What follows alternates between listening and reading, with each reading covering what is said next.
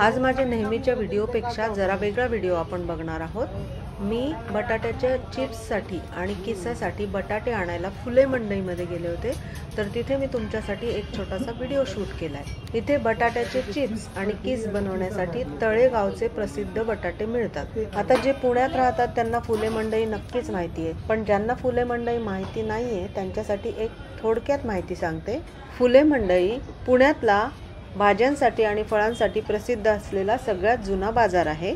हजारो पुणेकर रोज इथे भाज्या घेण्यासाठी येतात, कारण इथे चांगल्या क्वालिटीच्या भाज्या छान स्वस्तात मिळतात आणि सगळ्या प्रकारच्या भाज्या मिळतात आणि लोणच्यासाठी कैऱ्या मिळतात, त्या कैऱ्या फोडूनही मिळतात। म्हणून ज्या वेळी जास्त प्रमाणात भाज्या किंवा फळं घ्यायची असतात तेव्हा लोक इथे खरेदीसाठी जातात। या फुले मंडईलाच ब्रिटिश काळामध्ये रे मार्केट म्हणलं जायचं। ब्रिटिश गव्हर्नर लॉर्ड रे याच्या नावावरून या मार्केटचं नाव ठेवण्यात आलं होतं, पण नंतर महात्मा ज्योतिबा फुले यांच्या नावावरून फुले मंडई या नावाने हे मार्केट ओळखलं जातं। आणि हे भाजी मार्केट पुण्यातल्या शुक्रवार पेठेत आहे आणि याच्या आजूबाजूला भोवताली तुळशीबाग, दगडूशेठ गणपती मंदिर अशी पुण्यातली प्रसिद्ध ठिकाणं आहेत। या फुले मंडईची जी इमारतीचं बांधकाम आहे ते खूप वैशिष्ट्यपूर्ण गॉथिक शैलीतलं आहे। याला अष्टकोनी मनोरा आहे आणि मध्यवर्ती ही इमारत आहे आणि याला भरपूर सारे खांब आणि भरपूर साऱ्या कमानी आहेत। तुम्ही जर नवीन असाल तर इथले रस्ते कळायला जर असं अवघड जातं। इथे घाऊक आणि किरकोळ अशा दोन्ही प्रकारचे भाज्या आणि फळं विकणारी लोक आहेत। पुण्यातल्या अनेक प्रसिद्ध ठिकाणांपैकी महात्मा फुले मंडई हेही एक प्रसिद्ध ठिकाण आहे। याचं बांधकाम बघायला अनेक लोक इथे येतात। किती जाती किती जाती बाई रेकॉर्ड 248 जाती।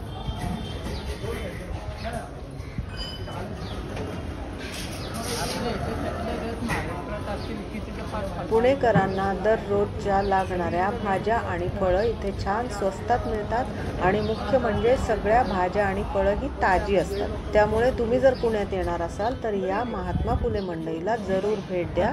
भाजी मार्केट आवडत असल्यास व्हिडिओ शेवटपर्यंत बघा आणि तुम्हाला व्हिडिओ आवडल्यास लाईक करा, शेअर करा आणि माझ्या चॅनलला सबस्क्राईब करा।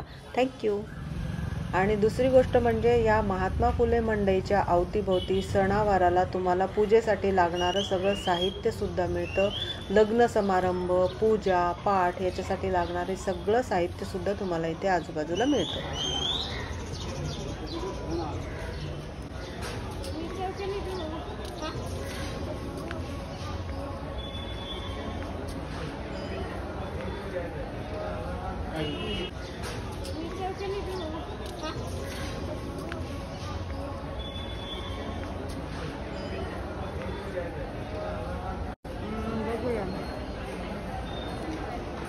अजून काही घ्यायचं का आपल्याला? बघूया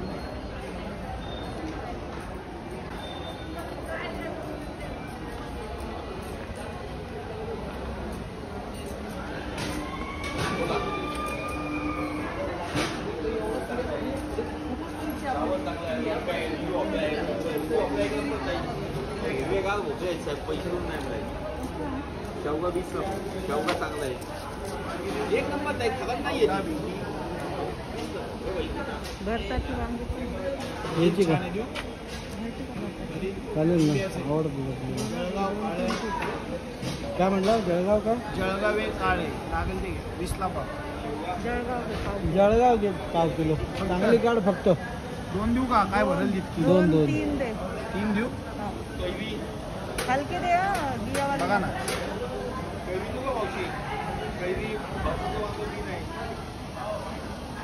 बस 3 किडा बाहेर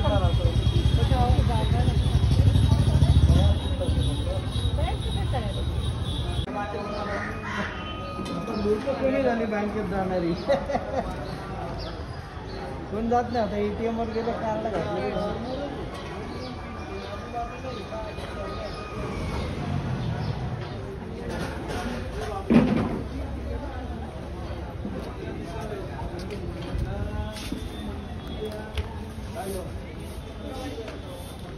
कैरी बिरी घ्यायची